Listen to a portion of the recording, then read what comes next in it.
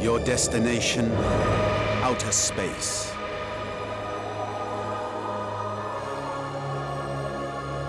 Your speed, astronomical. Your closest encounter, asteroids.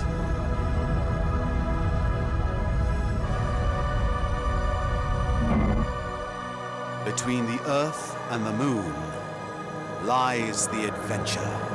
Space Mountain, the greatest ride in the universe, at Disneyland Paris.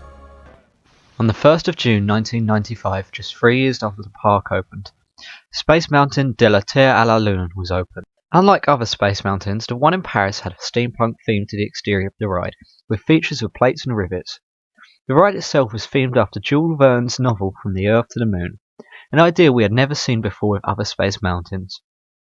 The original plan was to build a replica of the Space Mountain that was found in Disneyland Tokyo, which had opened in 1983. However, after the site had been chosen and Discovery Land soon began construction, a showcase attraction had been planned. Space Mountain de la Terre à la Lune was initially designed to feature not only Space Mountain, but a variety of attractions, exhibits and restaurants. This was initially called Discovery Mountain, and it would host all of these things inside of it. It was originally designed to be 100 meters in diameter, but was later shrunk to just 61 meters.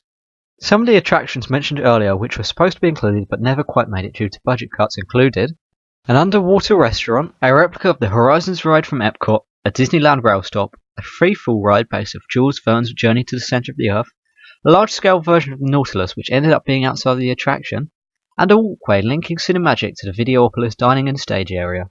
The park was suffering a $3 billion debt in its opening years due to its low hotel occupancy and low guest attendance and spending.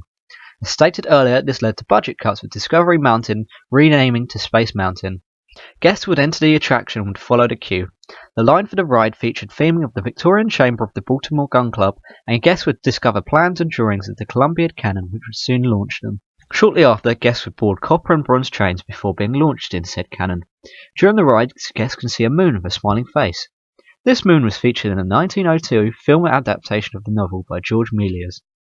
In the September of 2004, the Visionarium closed, which led to significant changes in Discoveryland. Space Mountain was to be entirely refurbished for its 10th anniversary. In 2005, Space Mountain would reopen as Space Mountain Mission 2, receiving an entire external repaint. The track remained unaltered, the smiling moon was replaced with a supernova, and the new soundtrack was written by Michael Giacchino, who, if you didn't know, wrote the Ratatouille soundtrack. The trains were also repainted from bronze to silver. This time round, the trains were launched from the bottom of the cannon, rather than from the top, and a countdown could be heard before being launched through the cannon. During the May of 2017, Space Mountain Mission 2 was closed and reopened 4 months later on the 7th of May and was renamed Star Wars Hyperspace Mountain. Celebrating the park's 25th anniversary, the ride was themed after Star Wars and included new trains to the ride. The ride featured Star Wars projections featuring ships like starfighters. Mission 2 is set to return sometime during 2020. Thank you very much for joining me today, guys, as we take a quick look at the history of one of my favourite rides. If you enjoyed the video, feel free to like and comment and subscribe if you're new, and I'll see you in the next video. Goodbye for now.